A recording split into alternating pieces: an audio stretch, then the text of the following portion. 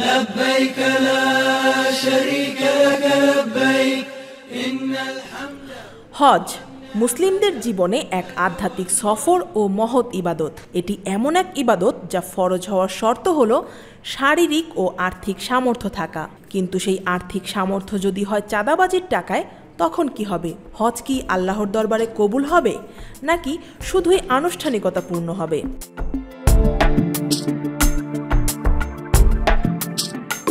প্রতি বছর পৃথিবীর বিভিন্ন দেশ থেকে আগত কোটি কোটি মুসলিম আল্লাহর আহ্বানে সাড়া দিয়ে মক্কার বুকে সমবেত হয়ে হজ ও ওমরা পালন করেন।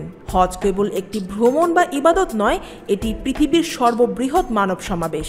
তবে এমন একটি ইবাদত যা বিশুদ্ধতা, আন্তরিকতা ও হালাল উপার্জনের ভিত্তির ওপর প্রতিষ্ঠিত। ইসলামে হালাল রিজিকের উপর বিশেষ গুরুত্ব দেওয়া হয়েছে। আল্লাহ তাআলা পবিত্র কোরআনে সূরাতুল বাকারায় নির্দেশ দিয়েছেন, হে মানুষ, পৃথিবীর যেসব বস্তু হালাল ও পবিত্র তাই খাও। আর সহিহ মুসলিম হাদিস অনুযায়ী রাসূল সাল্লাল্লাহু আলাইহি ওয়াসাল্লাম বলেছেন, আল্লাহ পাক পবিত্র, তিনি শুধু পবিত্র জিনিসই কবুল করেন। অর্থাৎ হজ সহ সব ইবাদতই হালাল সম্পদের মাধ্যমে হতে হবে।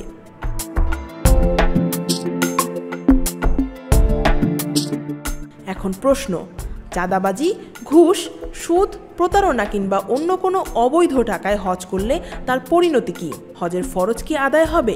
হজ কি আল্লাহর দরবারে কবুল হবে? চাঁদাবাজি মানে হলো জোরপূর্বক ও অন্যায়ভাবে ক্ষমতা প্রদর্শন করে কারো কাছ থেকে অর্থ আদায় করা।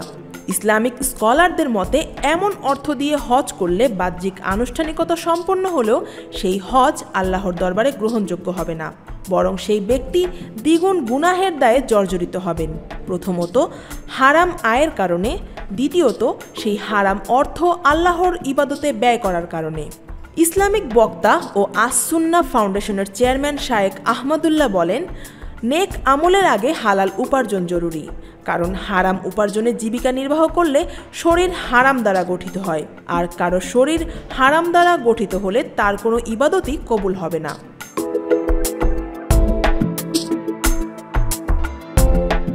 Islamic scholar doctor Khandaker Abdullah Jahangir বলেন, হাদিসে বর্ণিত আছে, কেউ হারাম উপার্জন দিয়ে হজ করলে যখন লাব্বাইক উচ্চারণ করে, আল্লাহর পক্ষ থেকে বলে দেওয়া হয়, তোমার লাব্বাইক কবুল করা হলো না, অর্থাৎ তোমার ডাকে সাড়া দেওয়া হলো না। এ থেকে স্পষ্ট, হারাম সম্পদ ইবাদতের পবিত্রতা নষ্ট করে দেয়। যেমন অপবিত্র অবস্থায় নামাজ গ্রহণযোগ্য নয়, তেমনি চাঁদাবাজির টাকায় হজ বা ওমরাও কবুল হয় না। হজের মতো মহৎ ইবাদতের জন্য চাই পবিত্র উপার্জন ও আন্তরিকতা। চাঁদাবাজি বা যে কোনো অবৈধ অর্থ দিয়ে হজ করা ইসলামে গ্রহণযোগ্য নয়। তাই মুসলিমদের উচিত হজের প্রস্তুতির সময় সর্বাগ্রে হালাল উপার্জনের প্রতি খেয়াল রাখা। আল্লাহ শুধু পবিত্র জিনিসই কবুল করেন, আর এটাই ইসলামের সুস্পষ্ট শিক্ষা। আফিয়া আক্তার, ঢাকা ওয়াচ।